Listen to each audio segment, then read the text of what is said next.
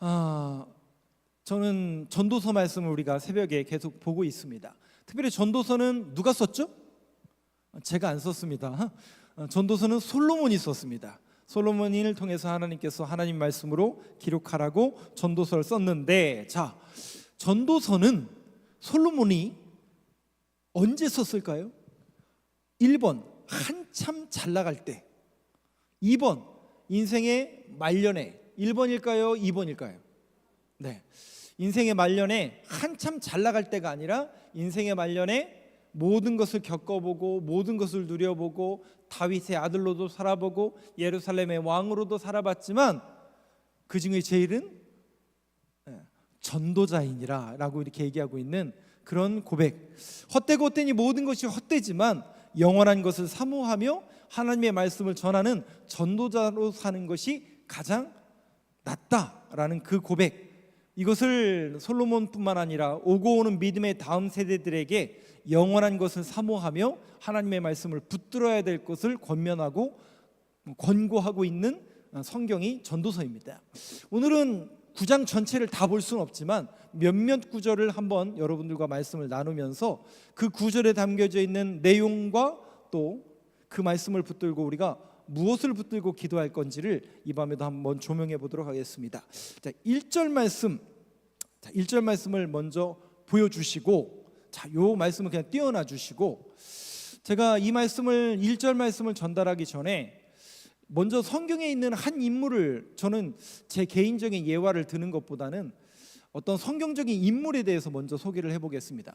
여러분, 예레미야라는 사람을 아시나요? 네? 아세요? 모르세요? 여기 계신 분들 정도면 다 아시죠? 예레미야가 누군지. 혹시 그 예레미야의 별명이 뭐죠? 예? 눈물의 선지자. 눈물의 선지자. 왜 눈물의 선지자예요? 펑펑 울고 다녔으니까 눈물의 선지자예요, 말 그대로. 예레미야가 누구냐면요, 예레미야서에 나오는 그 예레미야가 맞는데, 아시는 것처럼 이제 남유다가 거의 패망 직전까지 왔죠, 바벨론에 의해서. 그런데 그때 하나님의 말씀을 받은 사람인데, 이 예레미야라는 사람의 출신이 예레미야 1장에 나오잖아요. 이 사람이 기본적으로 약관의 나이, 아마 20살 때에 하나님의 말씀을 받은 것 같아요. 나이도 조금 어렸어요. 그리고 본인도 조금 외형적인 성격이보다는 성경적으로는 내형적인 것 같아요. 거기다가 말도 조금 어눌했던 것 같아요. 우리 성경에 보면 바울도 그랬고 모세도 그랬고 예레미야도 말이 조금 어눌했다, 이렇게 표현하고 있습니다. 거기다가 결정적으로 예레미야는 어느 동네 출신이냐면 아나돗이라는 동네 출신이에요. 그 아나돗이라는 동네가 무슨 동네냐? 이게 이제 거슬러 올라가면, 그러니까 예레미야의 조상을 거슬러 올라가면 누가 나오냐면 아비아달이라는 사람이 나와요. 아비아달이 누구냐? 다윗 때 제사장이었던 사람이죠. 그 다윗이 사울왕을 피해서 높당으로 갔는데 아히멜렉이라는 제사장이 떡을 줬잖아요. 기억나시죠? 근데 그 떡을 준 사건으로 인해서 아히멜렉과 그의 가족 85명이 사울에게 의해서, 도액이라는 사람에 의해서 제거당하는 비극을 겪잖아요. 근데 거기에 빠져나온 아들이 하나 있었으니 그게 아비아달이 되고, 아비아달은 제사장 계열 아론의 후손이기 때문에 당연히 나중에 다윗 때에 또 성전 시대에 제사장으로, 대제사장으로 사역을 하는데, 불사 이 아비아달이라는 사람이 안타깝게도 다윗 다음에 왕이 누가 되죠? 솔로몬이 되는데, 솔로몬이 왕위의 자리에 오르는 게 순탄치 않거든요. 정권이 교체되는데 왕자들의 반란이 일어납니다. 압살롬도 그랬고, 그 밑에 아도니아라는 네 번째 왕자가 반란을 일으켰어요. 근데 실질적으로 솔로몬은 순서로 말하면 8번째 정도 됩니다. 네 번째와 8번째가 왕권 다툼을 한 거죠. 솔로몬과 아도니아. 누가 이겼어요? 솔로몬이 이겼죠. 그때 다윗 밑에 있었던 제사장들과 군대 장관들이 편을 나눠 가져요. 솔로몬은 분하야라는 군대 장관과 사독이라는 대제사장이 편을 먹고, 아도니아에게는 아비아달이라는 그 제사장이 먹고, 요압이라는 다윗 때 그 유명한 군대 장관이 아도니아 편에 섰다가 결론적으로 누가 이겼다고요? 솔로몬이 이김으로 인하여 요압은 제거를 당하고 아비아달은 제사장이기 때문에 하나님이 기름 부으신 사람은 죽일 수 없다. 그래서 귀양을 보내는데 그 귀양 보내는 동네가 어디라고요? 아나돗이라는 동네예요.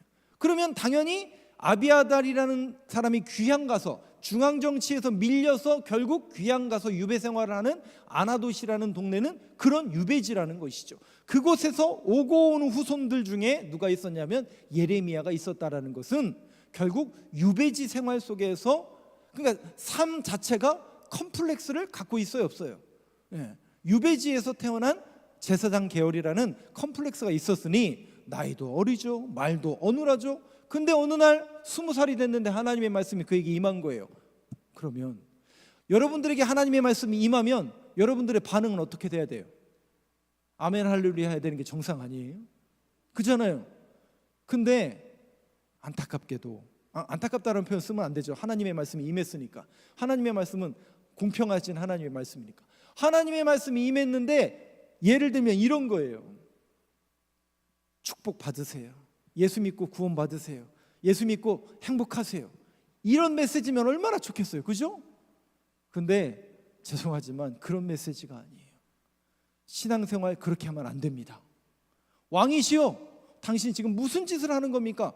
전쟁 안 됩니다. 하나님이 허락하지 않습니다. 왕이 하는 일, 백성들이 하는 일마다 시시건건마다 계속 시비를 거는 거예요. 안 됩니다. 망합니다. 바벨론에게 우리가 항복해야 됩니다.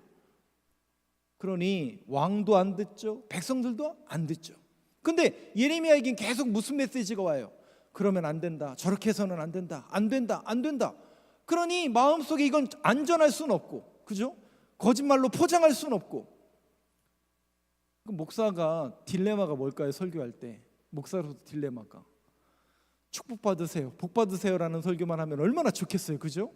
전하는 전하, 듣는 여러분들이나 얼마나 할렐루야입니까? 근데 여러분, 성경은 그것이 대부분을 이루고 있지 않거든요. 우리 신앙생활 속에서 어떤 권면의 말씀, 어떤 도전의 말씀, 또 우리가 무엇을 붙들어야 될까의 그 말씀의 그 진위를 따르면 실질적으로는 더 경고와 무서운 말씀들이 많거든요. 그러니 예레미야가 얼마나 힘들었겠습니까? 그러면 여러분, 이처럼 결국 예레미야는 그렇게 눈물만 짓고 말씀 전하다가 어떻게 보면 포로로 또 끌려가잖아요. 거기서도 이렇게 전하다가 돌 맞아 순교했을 것으로 대부분 신학자들은 추정하고 있는데, 그러면 이 예레미야의 인생은 성공한 인생입니까? 실패한 인생입니까? 라고 우리가 판단할 수 있다는 얘기예요, 없다는 얘기예요? 그럴 수 없다라는 얘기죠. 그게 이 얘기예요. 그런 의미로 한번 1절 한번 여러분 같이, 여러분 목소리로 같이 읽어보겠습니다. 시작.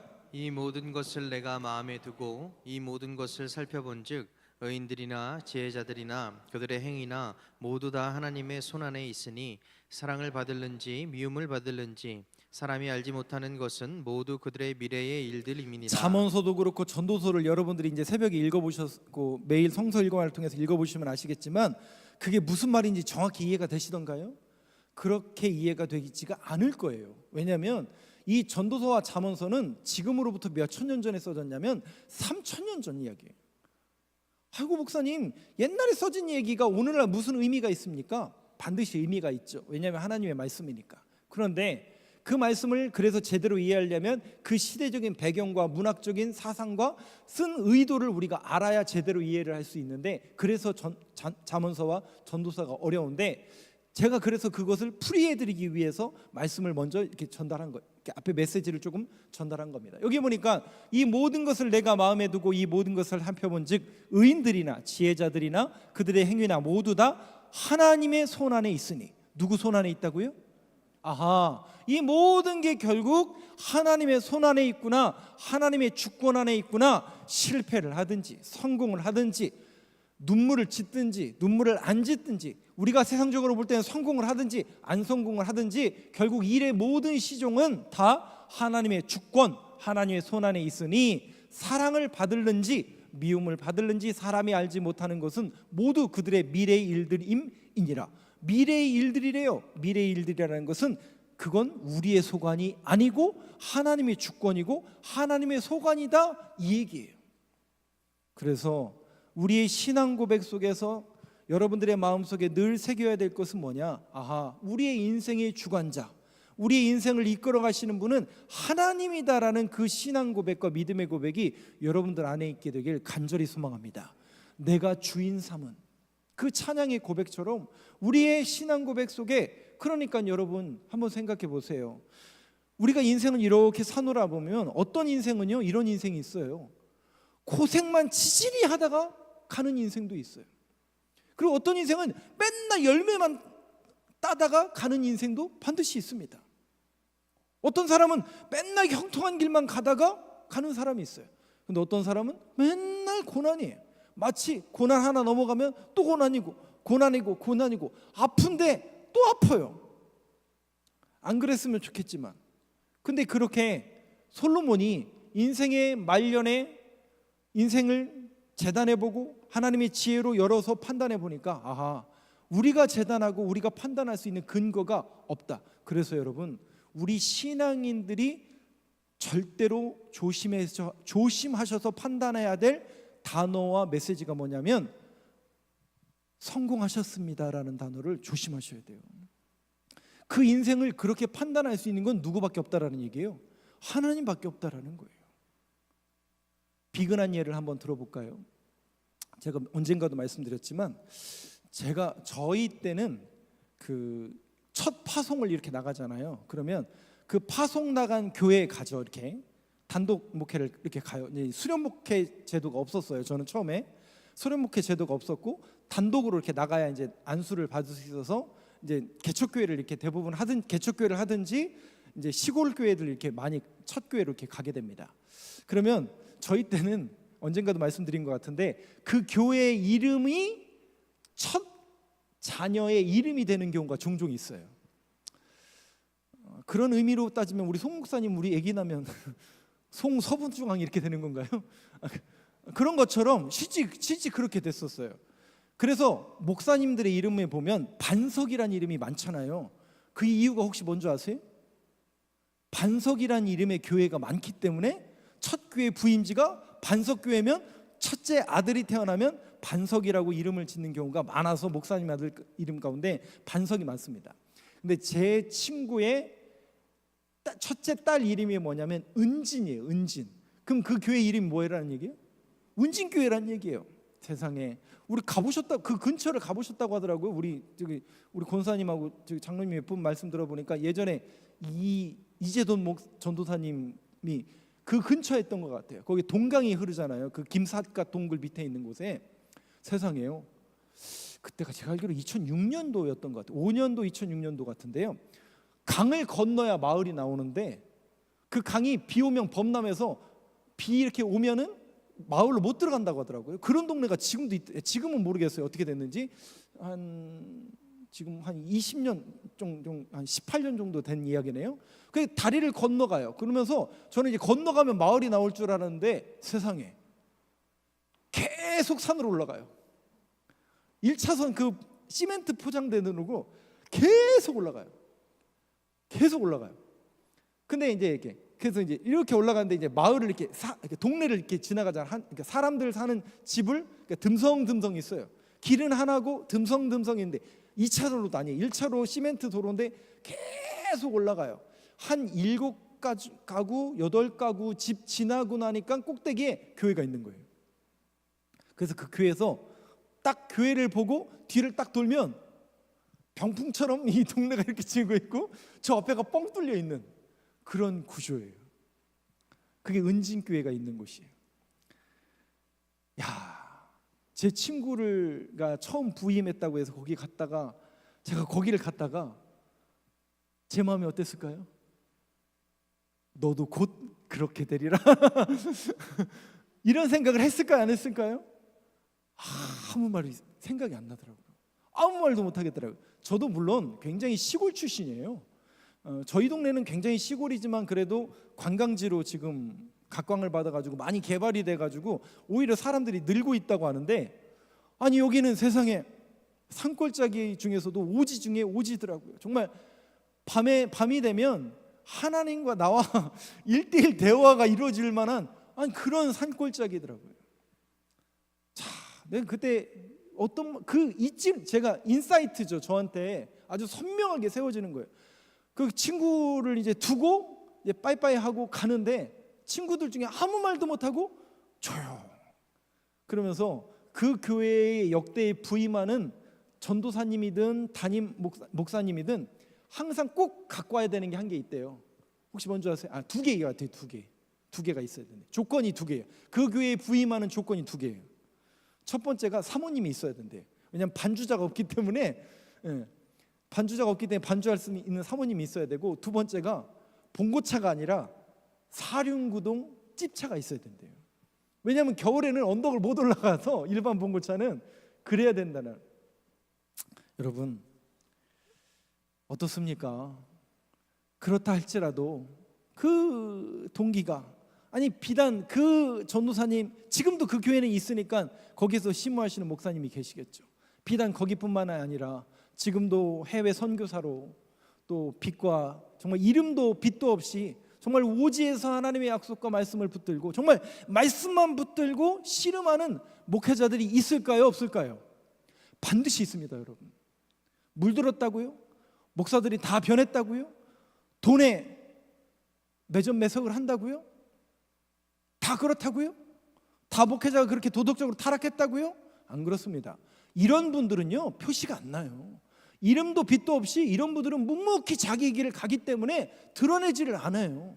근데 저는 이런 분들을 자꾸 드러냈으면 좋겠어요. 언젠가도 제 그 동기 목사님을 한번 그분을 모실 때가 있을 텐데, 그렇습니다 여러분. 그리고 우리 교회에서 심무하다가 전도사 생활을 했던 그 목사님 이름은 나중에 알려드릴게요.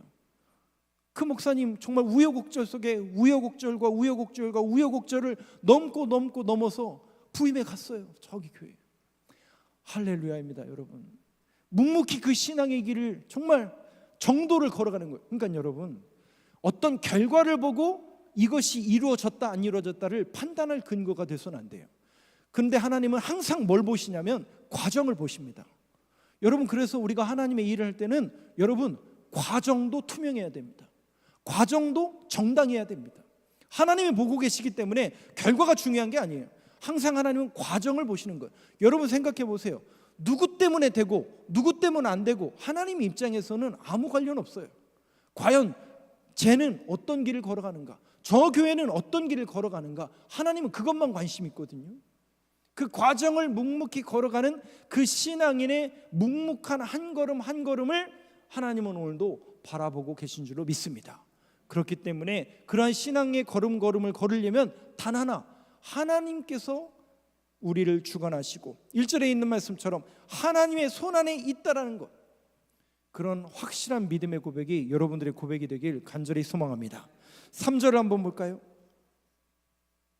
3절 말씀 한번 같이 읽겠습니다. 시작. 모든 사람의 결국은 일반이라 이것은 해 아래에서 행해지는 모든 일 중에 악한 것이니 곧 인생의 마음에는 악이 가득하여 그들의 평생에 미친 마음을 품고 있다가 후에는 죽은 자들에게로 돌아가는 두 것이다. 가지예요. 모든 사람의 결국은 일반이라 이것은 해 아래에서 행하는 자의 모든 일 중에 악한 것이니 인생의 마음에는 뭐가 가득하다고요? 악, 욕심, 타락한 사탄의 속성 두 가지가 있다고 그랬죠. 더 가져라, 더 높아져라. 거짓된 악이 가득하여 어떻게 한다는 거예요? 결국 평생에 미친 마음을 품고, 이 미친이란 단어가 웨홀레로트, 굉장히 발음도 어려운데요, 광기를 품다라는 뜻이래요. 악에 편승하여 결국 그들의 평생에 악한 마음을 품고 미친 마음을 품고 광기를 품고 결국 어떻게 하더라는 거예요? 죽더라는 거예요. 결국 솔로몬이 봤더니 많은 사람들이 결국 악의 지배를 당하여 미친 인생 광기를 품고 살다가 뭐하다고요? 결국 죽더라는 거예요. 그런 인생이 허무하더라는 거예요. 여러분, 저한테 인사이트를 줬던 몇 가지 그림들이 인생에 많이 있는데 이것도 언젠가 말씀드리는 것 같아요. 캄보디아에 여러분들 가보실 일이 있으실 텐데, 캄보디아에 가면 수도가 푸놈펜이라는 곳이 있어요. 그 푸놈펜에 가면 꼭 들르는 데가 하나 있어요. 뭐가 어디냐면 학교를 하나 들려요. 거기가 공산 정권이 지배했을 때, 킬링필드 아시죠? 공산 정권이, 크메르 루주라는 공산 정권이 집권을 하여서 그 공산 정권을 반대하는 모든 세력들을 인민재판했던 학교가 거기예요. 거기서 총알이 아까워서 사람을 산채로 묶고 고문해서 죽인 자리가 거기예요. 그래서 거기 가면 탑이 하나 있어요. 해골 모아놓은 탑. 그래서 거기는 들어갈 때부터 뭔가 기운이 이게 느껴지. 영적으로 벌써 뭔가 얘기하면서도 저도 그렇더라고. 근데 거기에 가면 제가 잊지 못할 만한 인사이트한 그림을 하나 봤는데 그게 뭐냐면 아이의 그림이에요. 아이가 죽은 그림. 이거 아니라 왜 이걸 왜 보여줘요? 아이의 그림이 하나 있는데 사진이에요. 사진. 작가가 찍은 사진이에요. 그럼 보여드릴 수 없기 때문에 제가 안 보여드리는 거예요. 말로만 하는 거예요. 아이의 손에 얼굴에 미소가 띄어 있어요. 신나게 어디를 뛰어가고 있어요. 근데 그 손에 뭐가 들려있는 줄 아세요? 외국인의 얼굴이 들려있어요. 목이 잘린. 근데 그 아이는 중학생도 아니에요. 그보다 훨씬 더 어린 아이예요. 왜 그런지 아세요? 그 크메르 정권에다 갖다 주면 그 외국인 소위 말하는 양놈 그 해골 하나 얼굴 하나 갖다 주면 1달러씩 받는 거예요. 세상에. 그 태어난 지 얼마 이제 무기를 들 수 있는 그런 애들한테 AK 소총을 하나씩 주는 거예요. 그래서 공산 정권이 반대하는 세력들을 죽이게 하는 세상에. 저는 정말 이게 인간이 무슨 짓을 도대체 벌이고 있는 건가? 광기에 놀아나고 있는 게 아닌가? 다시 3절 말씀 한번 보여주시겠어요? 악이 가득하여 그들의 평생에 미친 마음을 품고 있다가 이런 일이 일어서는 안 되잖아요. 여러분 우리가 정신을 똑바로 차려야 됩니다. 우리 그리스도인들이. 이런 일이 벌어져서는 안 되잖아요. 평생에 미친 광기를 품고 살다가 결국 뭐 한다는 거예요? 결국 죽더라는 거예요. 결국 죽더라는 거예요. 마지막으로 4절 말씀을 한번 보여주세요. 4절 말씀. 4절 말씀. 4절 말씀이 오늘 본문이고 결론인데요. 한번 같이 읽어보겠습니다. 시작. 모든 산자들 중에 들어있는 자에게는 누구나 소망이 있음은 산개가 죽은 사자보다 낫기 때문이니라. 여기 보니까요. 소망이 있대요. 그 소망이 뭐냐? 살아있는 개가 죽은 사자보다 낫기 때문이니라. 다시요. 살아있는 개가 죽은 사자보다 낫다. 이게 무슨 얘기일까요? 그래도 죽는 것보다 사는 게 낫다. 이것만 얘기하는 것은 아닙니다. 그래서 많은 신학자들은 그러면 이 말씀이 단순히 살아있는 게 죽는 것보다 낫다 그렇게 표현하는 게 아니라, 그래서 많은 신학자들이 동의하는 이 워딩에, 이 메시지에, 산개가 죽은 사자보다 낫기 때문이다라는 이 메시지의 진위를 신학자들은 이렇게 얘기합니다. 살아있으면, 아니 호흡이 있는 한 우리에게는 적어도 뭐가 있다라는 얘기예요. 죽은 사자에게는, 죽은 사람에게는 기회가 없지만 적어도 호흡이 있고 살아있으면 뭐가 있다는 거예요? 한 번 더 기회가 있다라는 겁니다. 살아있으면 더 뭐라고요? 기회가 있다. 그 얘기를 산개가 죽은 사자보다 낫기 때문이다 라고 이렇게 이야기한다고 합니다. 신학자가 설문했던 그 내용, 예전에 제가 이거 말씀드린 적이 있었는데 다시 말씀드릴게요. 한 신학자가 조사한 내용이 있습니다. 80을 넘으신 분들을 표본 조사해서 설문지를 돌렸는데 질문이 이거였어요. 당신에게 한 번 더 인생을 살 수 있는 기회가 주어진다면 당신은 어떤 삶을 살고 싶으십니까? 여러분들에게 다시 한번 인생을 살고 싶은, 새롭게 젊은 시절로 돌아갈 수 있는 기회가 주어진다면 여러분들은 어떤 삶을 살길 원하십니까? 세 가지로 추렸는데요. 첫 번째 대답이 뭐였냐면 도전하는 인생을 살아보고 싶다. 왜 그때 못했을까? 먹고 살기 바빠서. 왜 그때 도전하지 않았을까? 무서워서. 왜 그때 그 일을 행하지 않았을까? 게을러서. 인생의 말년을 이렇게 정리하면서 돌아봤더니 내가 왜 젊었을 때 도전하지 않았을까? 왜 내가 그 젊었을 때 공부하지 않았을까? 왜 내가 그 시절에 그것을 하지 않았을까? 여러분, 아직 기회가 있습니다. 아직 호흡이 있다면, 아직 여러분들에게 기회가 있다면 여러분 빨리 도전하세요. 여러분들이 하시고 싶은 것, 여러분들이 배우고 싶은 것, 또 여러분들이 원하시는 것이 있다면 여러분 게으른 인생보다 정말 하루하루를 정말론적으로 살아가는 우리 그리스도인들에게는 얼마나 소중한 시간입니까? 그러니 충만하게 충실하게 배우는 삶을 살자, 그런 의미로서 도전하는 인생을 살아보고 싶다. 두 번째 얘기가 이거였대요. 당신에게 한 번 더 인생을 살 수 있는 기회가 주어진다면 어떤 삶을 살겠습니까? 죽도록 사랑하고 싶습니다 라고 그랬대요. 죽도록 사랑하고 싶다. 젊은 시절에 내가 이 여인 말고 그 여인, 그거 아니에요 여러분. 다시 연애하고 싶다, 그 얘기가 아니에요. 뭐냐면 죽도록 살아가고 싶다라는 얘기는 회한이잖아요. 인생의 말년을 정리하면서 회한이잖아요. 내가 왜 그때 내 아내를 더 사랑하지 못했을까? 왜? 바빠서, 직장인이기 때문에. 왜 내가 내 아들, 내 자녀들에게, 내 딸들에게 더 사랑해 주지 못했을까? 이제는 인생을 정리하면서 이 워딩이 이렇게 써져 있더라고요. 이렇게 얘기했대요. 젊었을 때 돈 벌어 가지고 조금 더 애를 잘 키워보겠다고, 또 잘 살아보겠다고 정말 죽을 힘을 다해서 뛰었는데 어느 날 휙 돌아보니까 세월은 가버리고 이제 은퇴할 시점에 돌아보니 병든 몸과 머리맡에 약봉지만 수북히 남아있다. 인생의 회한만 남는다는 거죠. 그러면서 고백하는 게 왜 다시 한번 죽도록 사랑하리라. 여러분 아직 기회가 우리에게 남아있잖아요. 그래서 어떻게든지 여러분 함께하는 사랑하는 남편, 사랑하는 아내를 위해서 사랑해주는, 또 우리 자녀들을 위해서 남은 기간 동안이라도 다시 한번 사랑하는 저와 여러분 되시길 간절히 바랍니다. 세 번째가 이런 얘기네요. 영원한 것에 투자하리라. 다시 우리에게 주어진다면, 기회가 주어진다면 영원한 것을 투자하리라. 결론이 이거죠. 결국 이것도 그러니까 정말 바쁘게 살으셨잖아요. 여러분도 인생 정말 바쁘게 살으셨잖아요. 근데 여러분 그 바쁘게 산 인생의 결론 속에서 붙잡히는 게 몇 개나 있으세요? 몇 개나 있으세요? 별로 없더라는 거예요. 걸리는 게 별로 없더라는 거예요. 그래서 우리가 정말 사모해야 되는 것은 영원한 것을 바라보고 영원한 것을 사모해야 되겠다라는 그 신앙 고백이 이 사람들에게도 있더라는 것이죠.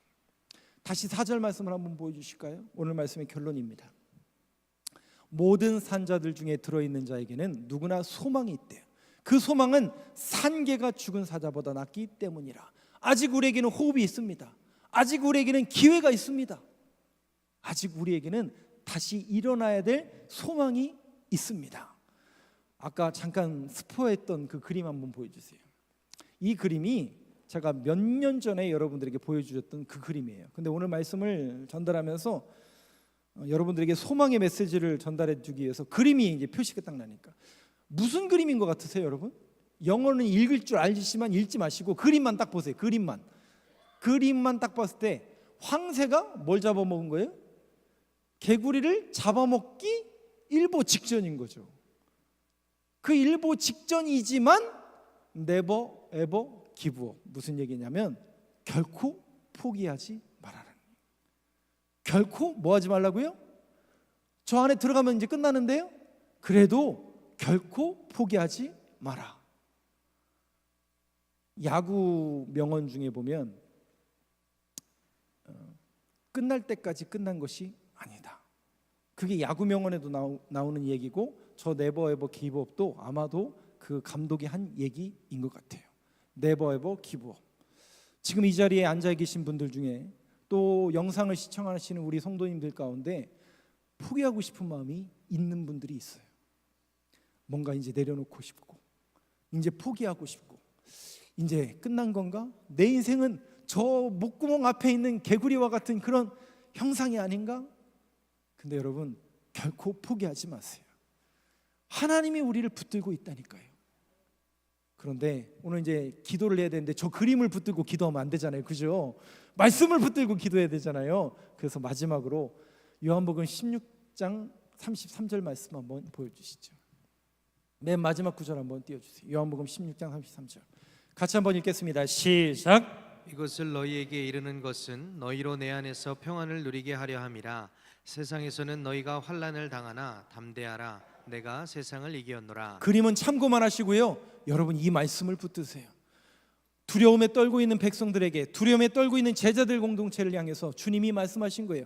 담대하라. 내가 세상을 이겼노라. 담대하라는 건요, 용기를 가지라는 얘기가 아니에요.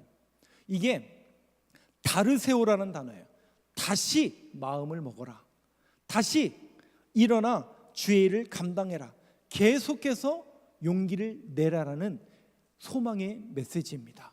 사랑하는 성도 여러분, 오늘도 주의 말씀을 붙들어 다시 일어나 포기하지 않고, 산개가 죽은 사자보다 낫다라는 것은 우리에게는 한 번 더 뭐가 있는 거예요? 기회가 있다라는 거예요. 우리가 호흡이 끊어지지 않는 그 순간까지 우리에게는 기회가 있습니다. 다시 일어나 주님을 찬양하고, 다시 일어나 소망을 얘기하고, 다시 일어나 하나님을 붙드는 이 밤 저와 여러분들의 소망의 기도가 되길 간절히 소망합니다.